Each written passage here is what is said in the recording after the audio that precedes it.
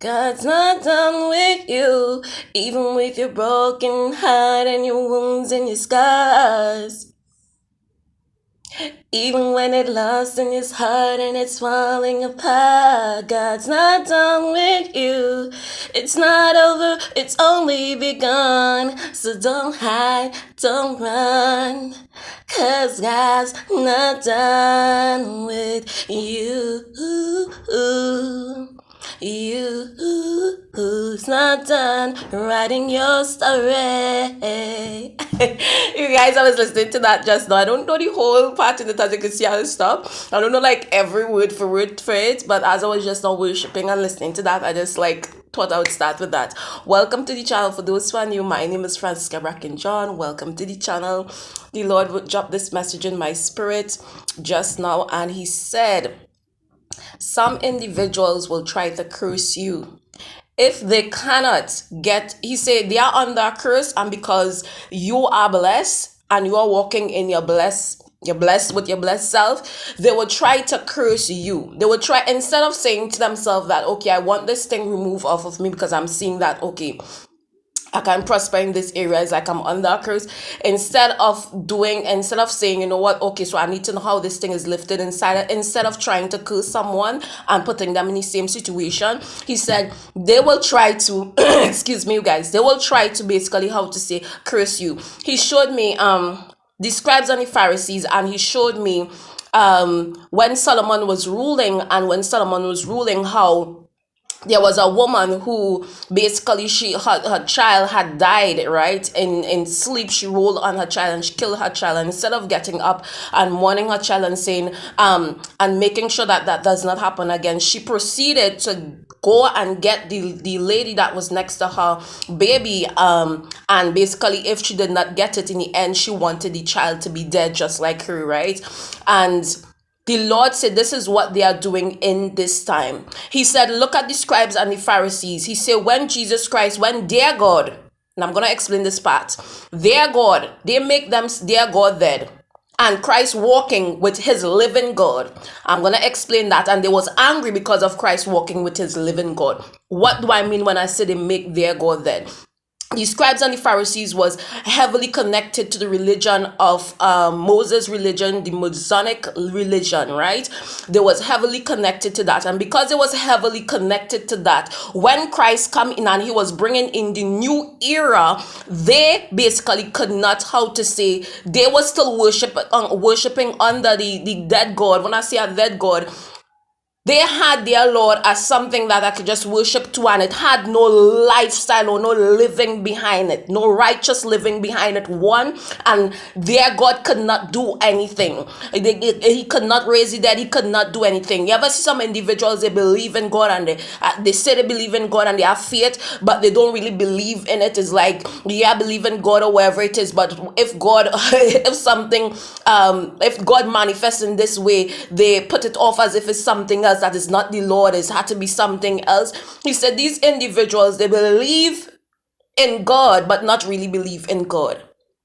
And you who really believe in God and expect blessings and sign to see blessing, he said they are going to try to curse the God, the living God that you are serving, because they are worshiping a God that they perceive to themselves is dead. When I say they're worshiping a dead God, they perceive to themselves. When I say the scribes and the Pharisees, those that know the word of God like the back of their hand, but there isn't any lifestyle connected behind it, right? That is when I mean the scribes and the Pharisees, right? So they make their God a dead God because the expectation of a living God is not with them. Because if something is alive, it hears. If something is alive, it moves.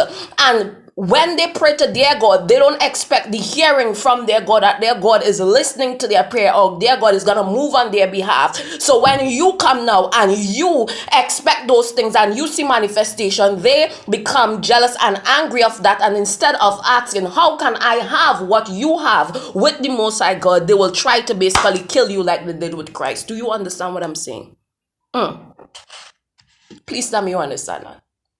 They will try to kill you like they did with Christ. Christ was alive. Christ was alive. And what they did, they say, listen, Yeah, we could go ahead and ask him how. But you see, the thing is, in some individual, humility is not inside of them.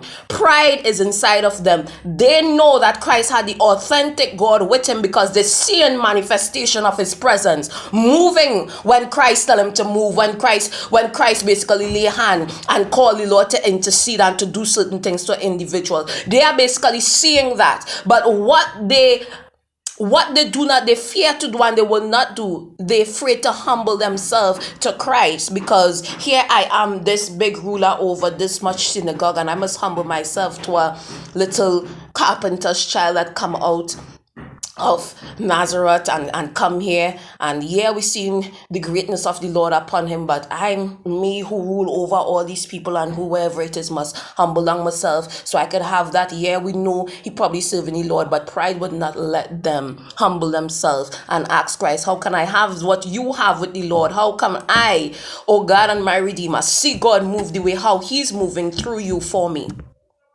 He said they will not let that. And he said, because of that, just like some individuals, instead of asking you, how can I have what you have, because it seemed like my life is under a curse, they, because of pride, would not allow themselves to do that, and they will basically try to snap out your how to say, your blessings and put you in a cursed situation. They will do it by all means possible, because every time I stand next to you, it reminds me of how cursed I am and how blessed I could be. Do you understand what the Lord is saying? Some of you all didn't recognize the blessings of the Lord upon your life too.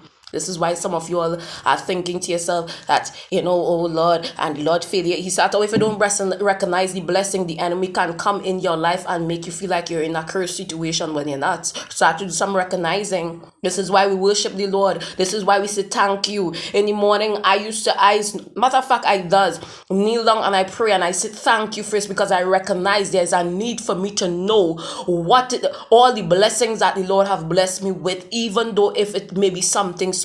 There's a need for me to reminisce on how far the Lord brought me from, on his little miracles that he do in and out of my life. There's a need for you guys to go and tell the Lord thank you and recognize all what the Lord have done to you and done for you and all what he's currently doing, because the enemy in this time will come and attack your mind and make you feel like your Lord is not with you, or you're in a cursed situation and the Lord is not hearing you, because the Lord is doing things differently.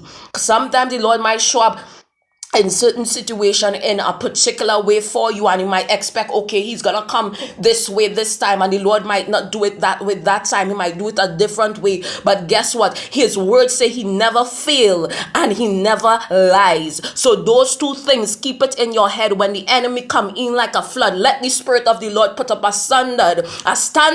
They have to come over this level of standard. I have a standard when it comes to the Lord, and since you can't come over that standard, you will not fool me into believing that I'm in a cursed state when I'm really blessed. Do you understand what the Lord is saying? You have to go back and reminisce and thank the Lord for certain things, because the enemy in this time will attack your mind very heavily. They are trying in this time to curse you the way how they are cursed. You are blessed, but whom the Lord has blessed, let no man curse. If you're new to the channel, stay blessed, stay strong. If you're new to the channel, remember to subscribe. Bye guys. Thank you, Lord.